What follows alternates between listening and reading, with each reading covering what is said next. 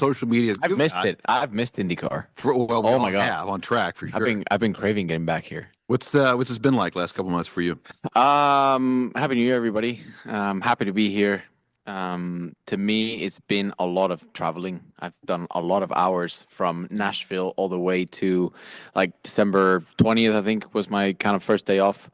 So I haven't had a lot of chance to kind of chill out, but I will have some time at the end of the month, which the team has been very courteous and generous in giving me a couple weeks off. Yeah, I did a lot of traveling with the Formula One team. Obviously, it was really cool to be part of their Constructors Championship and seeing that. FP1 in Mexico, yeah, it feels like a whole year's worth happened in 3 months since Nashville. But yeah, it's been great, but definitely happy to be back. We'll open up for questions. For those of you joining us virtually, we've got about 15-minute window with each driver, so we'll try to take as many questions offline as we can, but the priority obviously is everyone that is here in person. We'll begin in person with Bruce Martin from Forbes and Speed Sport.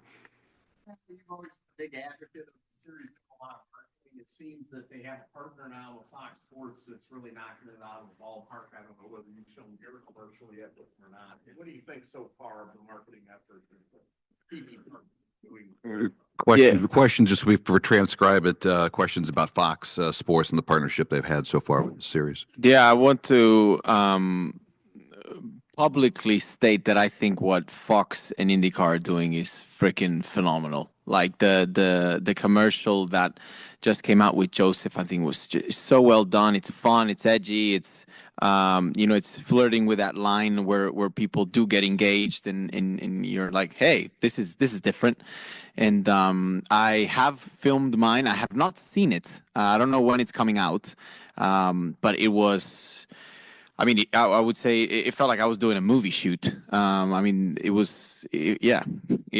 really felt like, the first time I was ever shooting a movie with, all these different scenes. And I think it's going to be a really, really cool commercial. I think you guys are going to enjoy it when you see it. So can't wait for that. And I'm just excited to see what they come up with during the year. Like they really seem to be, first of all, on it.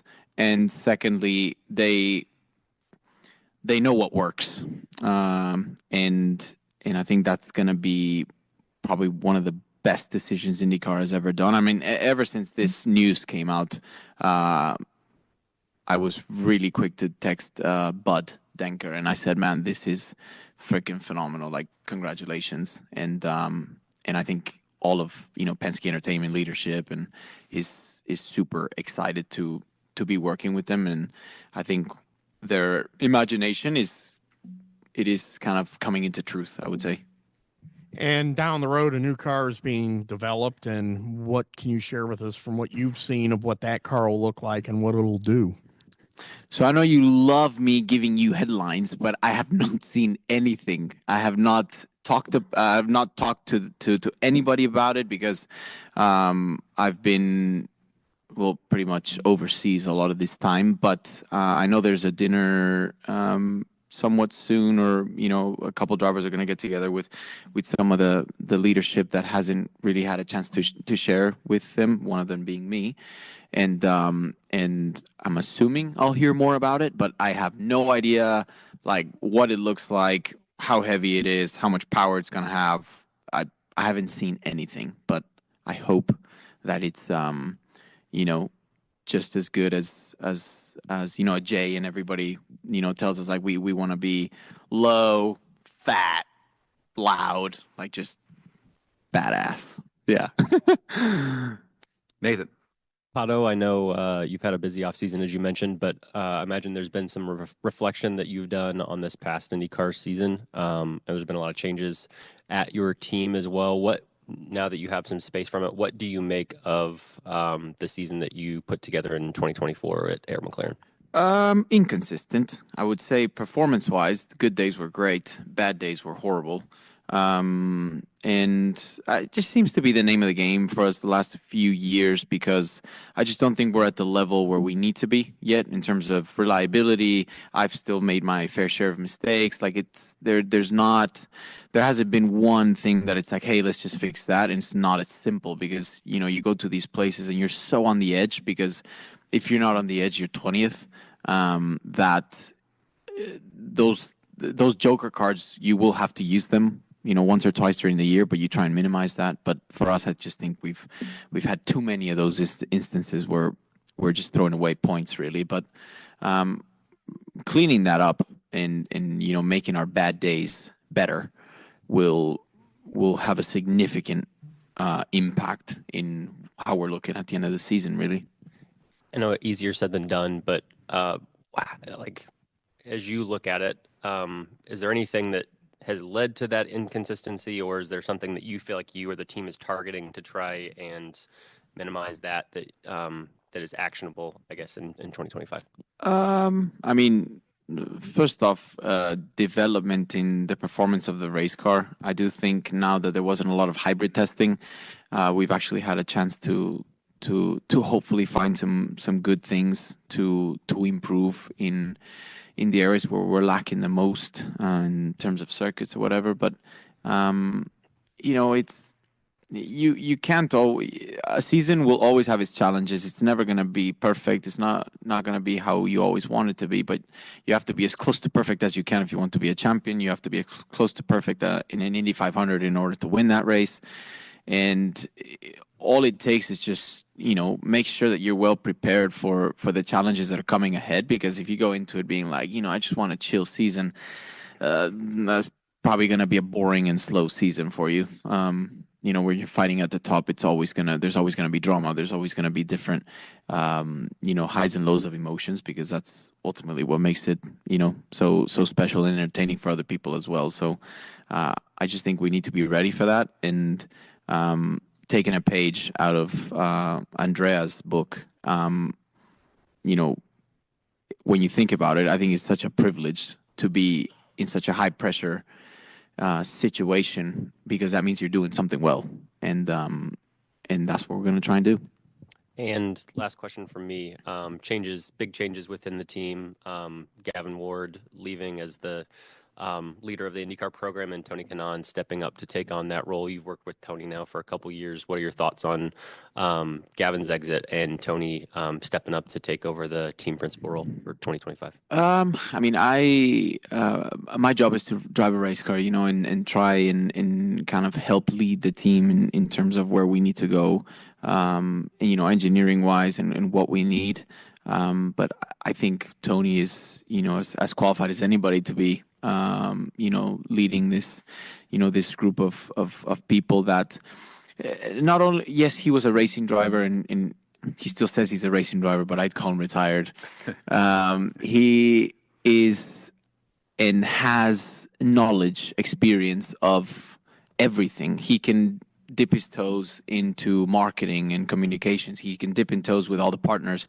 He can dip his toes with his opinions with the drivers, especially like with Nolan, that he's coming into the team. I know he did a couple races last year, but I think he will be a very good mentor for him, as I'm trying to be, because it seems kind of weird. I've always been the baby of the team, but now I'm the old guy.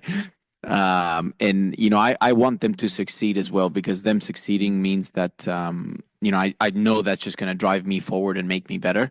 And when we've got 2 or 3 cars, fighting is very different to fight. It's having one car fighting at the front. And ultimately that's what you need in order to keep up with 3 strong cars. But easier said than done. But I trust with the decisions that have been made, and I told Zach I'm completely behind everything that has been done, and I'm always up to to take on something else if there is an area that needs a little bit of attention and help. Tony Donahue. Yeah, kind of to that point, we made kind of a joke at the test that you're Papa Pato now. You were the guy that's been there the longest, and you're kind of bringing what's Hopefully, no kids that I know of until now. what's that been like through the offseason? We saw a lot of cool social videos with you and Christian and Nolan, and that camaraderie through the offseason. How important is that now that you are the senior driver on this team? Yeah, I definitely don't feel like I wouldn't say I don't feel like the senior of the team, but it's a different role, I would say, because I've always had, guys with quite a lot more experience than me. But it's called moving with time. That happens. I'm 25. I'm going to turn 26 this year, and that's just something that I'm going to have to accept as time goes on. But that just means you've got more knowledge in your memory bank that you can go back on and use to your advantage whenever you need it during the championship and during the season. But yeah, I think we're going to have a good thing going, and it's all about just working well, because I've worked really well with all my past teammates. So, my focus is just making sure that we can all kind of, find what each of us likes in a way, but also find where we can all kind of come together and create a package that is going to be strong, especially at these big events like the 500 and stuff like that. Like we need that. We've got time for two more. Let's go Ben Johnston, then wrap it up with Steve Wittich. Go ahead, Ben. Hey, Pato. How you doing? Good. Good. Pato, obviously you've got Christian Lundgaard joining the team this year. What do you think he'll bring to the team in terms of his experience? I mean, he'll bring knowledge that he learned over at Rahal. I haven't been so attentive, I would say, this, with the offseason, because there really hasn't been a lot of testing. I think there's only been like one oval test that he did, which obviously, very different car for him and stuff. But I haven't really kind of dug into it too much until we kind of really start going and start working together. But I'm an open book. I mean, he will be able to see, what I do, what Nolan does. We'll be able to see what he does. And I think it's important that, different to, for example, Formula One, where in IndyCar, you can cater to your liking a little bit more in terms of car setup and stuff. So I've always been on my own island. Everybody whines about how I like my car. So I've always kind of been a loner in terms of like where I like my things. So I'm curious to see if he likes it, if he doesn't like it. But yeah, I mean, just seeing how everything kind of usually falls in IndyCar, like he'll probably have his own kind of direction. And what's most important is just making sure that all three cars are fast, because a lot of the times we're each in kind of our own island and we all have the same issue. And there's a fundamental thing there rather than actual setup. So, yeah. Cheers. Steve? Hey, good morning. Morning. Obviously, sounds like we're moving towards a race in Mexico at some point. How huge would that be for you, and what kind of, response will the Mexican fans have? Oof, man, people are going to be pumped. People are going to be pumped. I'm going to be pumped. I hope all of you are going to be pumped, because it's going to be a great event. It's going to be the best event on the calendar outside of the Indy 500. And I know there's talks going on. I know it's quite more advanced than what it's ever been. And I really hope we see it on the calendar in 26. Are you still pretty involved in that? I will be very involved, yes. And I want to be very involved. I want to make sure it's a success. Like I want to finish that weekend and be like, wow. I wanted to say something else, but It's fine.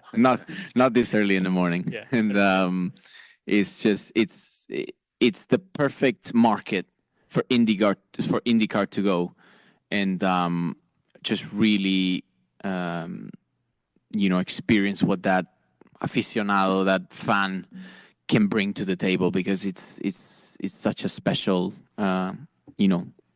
group of people. I would say just such a special community that really embraces not just IndyCar back in the day, but Formula One, Formula E, anybody that's there, they always make him feel so welcomed and special, and I know they're going to do just that for us. Speaking of Mexico, last year at this Content Days, you had mentioned, you took 3 weeks, a month to decompress and download. Did you get a chance to do that again this No, season? I haven't. I haven't had the chance to do that. I will at the end of this month.